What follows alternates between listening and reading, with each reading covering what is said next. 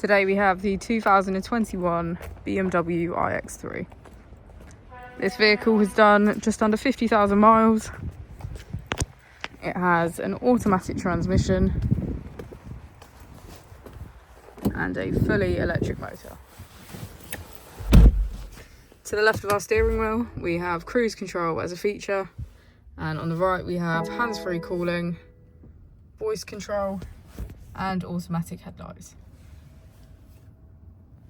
Moving on to our screen, we can access media, communication, map and navigation. If we put the vehicle into reverse, we can see that it comes with a parking camera with parking sensors.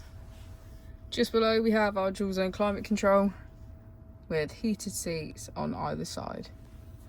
If we press our mode button just below, we can switch between sport, comfort and Eco Pro.